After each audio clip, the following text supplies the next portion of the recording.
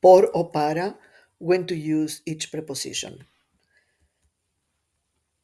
Por indicates the reasons.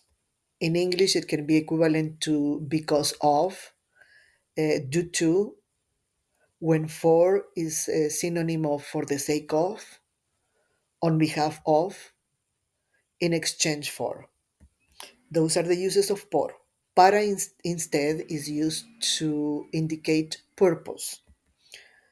In English, the equivalent could be in order to, uh, and when for is equivalent to be used for. So, nuevamente, por, the reasons, para is the purpose. Here are some examples. No pudimos asistir a la clase por dos razones. Fuimos a clase para practicar.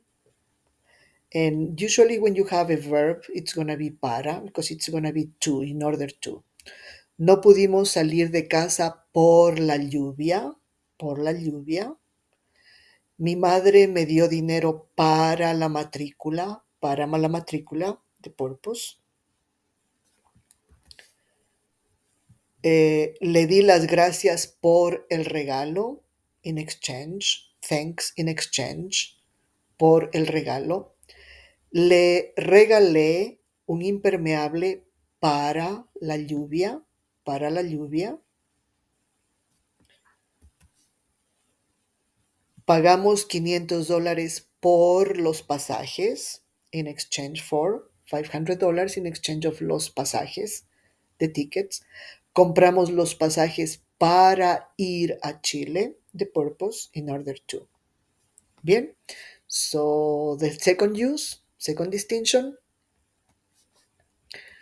por is used to indicate motion by means of transportation, by means of, through, along, to pass by, to stop by. Para, on the other hand, is used to indicate final destination, okay? Towards, in the direction of. Here are some examples. Mis abuelos caminaron por el parque. So motion, just around, through, along the park. Nosotros salimos para el parque a las 3.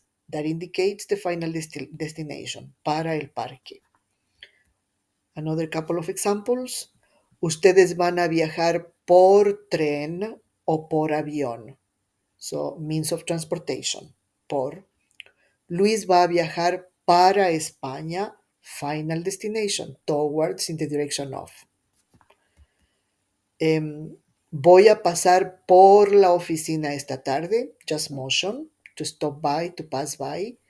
Los estudiantes ya salieron para sus casas, destination, in the direction of. ¿Quieres pasar por mi casa mañana? To stop by. Ok. Lorena va a salir para la universidad, destination, towards, in the direction of. Another distinction, por indicates duration, during, in, time of day, for a period of time, and it's when this section is often omitted. When in English you say for this amount of time, in Spanish we omit the whole phrase. Para, on the other hand, is used to indicate a deadline, for a deadline, by a specific time in the future. Bien, here are some examples. Trabajo por las mañanas, time of day, por las mañanas, por las tardes, por las noches. La composición es para el lunes, deadline, for Monday. ¿Ok? Otro ejemplo.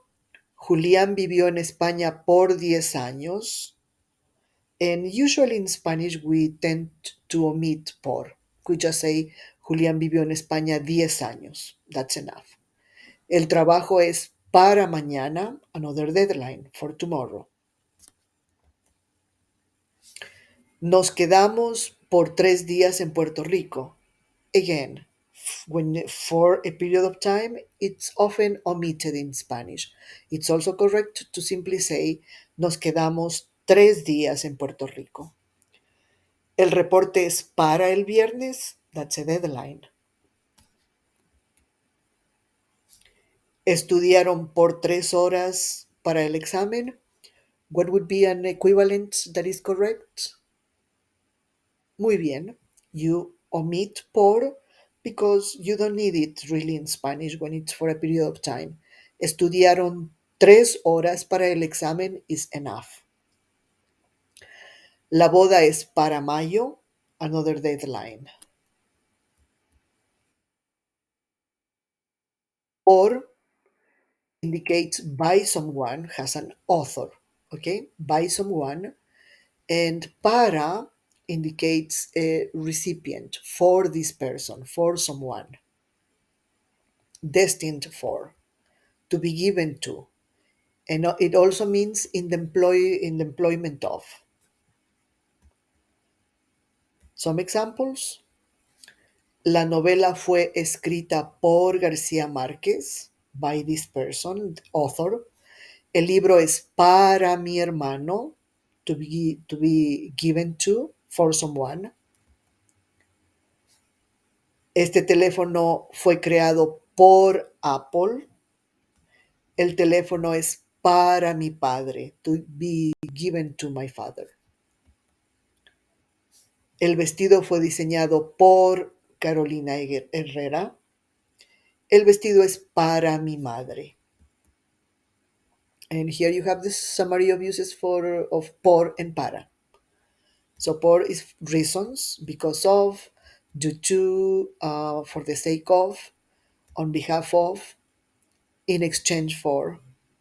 Para, purpose, in order to be used for. Por indicates motion, means of transportation, by means of, through, along, to pass by, stop by, while para indicates final destination, towards, in the direction of.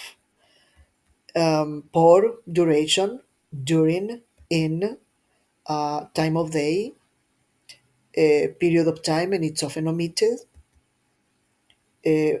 Para, for a deadline, by a specific time in the future.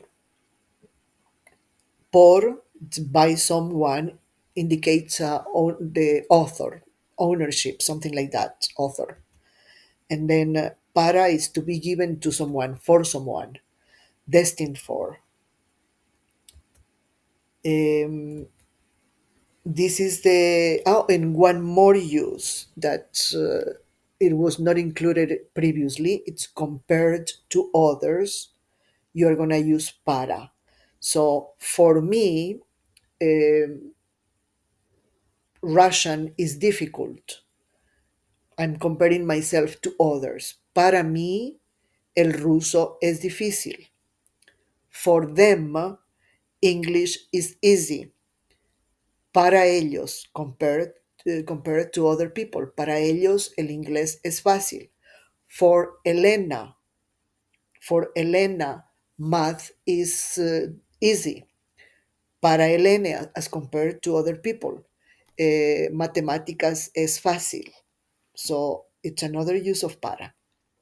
You can print out this, you have the slides that are not narrated, so you can print this summary to keep it handy when you're completing the homework. Ok, chicos, eso es todo on por y para. Muchas gracias. Hasta pronto.